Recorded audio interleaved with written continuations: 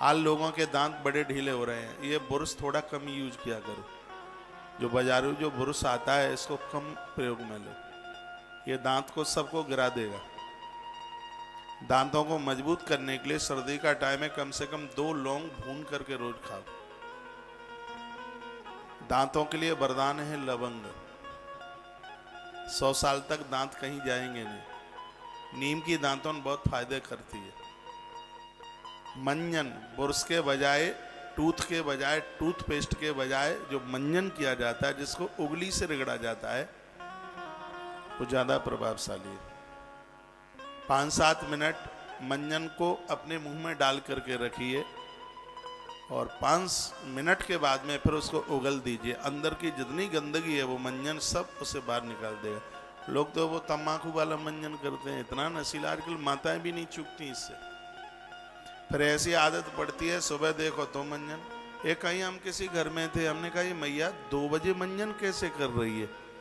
किसी ने बताया नशीली है, ये नशा वाला मंजन कर रही है।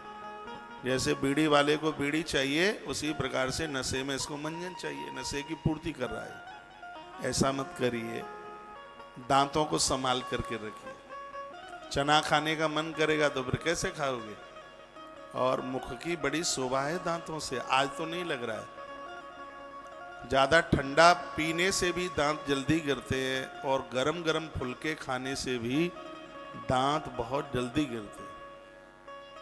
लोगों ने खा खा गुटखा दांतों की ऐसी रेड मार दी है। भगवान ने कितने सुंदर दांत दिए हैं, छोटे छोटे दांत, बीच में हल्का सा गैप है। कन्हैया के दांत कितने, सांवला आदमी और उसके सफेद दांत, क्या रौनक बनती है, कितना बढ़िया लगता है। बहुतों के तो खपरा जैसे दांत होते हैं। दांतों का ख्याल रखिए। दांत बड़ा सौंदर्य का प्रतीक है। तो दांत मांजने की बात देखो, एक बात, ये बातें सुन लें। आप कोई व्रत करते हैं, यदि मंजन नहीं किया, मल विसर्जन के लिए नहीं गए और नहाकर पूजा में बैठ गए, 1% भी उस पूजा का कोई फल नहीं मिलता। भले ही पेट साफ नहीं हो रहा है, बैठने के लिए जाइए, मंजन कीजिए, स्नान कीजिए, तभी आप पूजा के लायक बैठते हैं। किसी किसी को लगता है हमें तो लग ही नहीं रही है, तो हम तो वही मुंह धो करके पानी ऊपर डाल करके और पूजा में आकर के बैठ गए, तो कुछ नहीं मिलता उस पूजा का।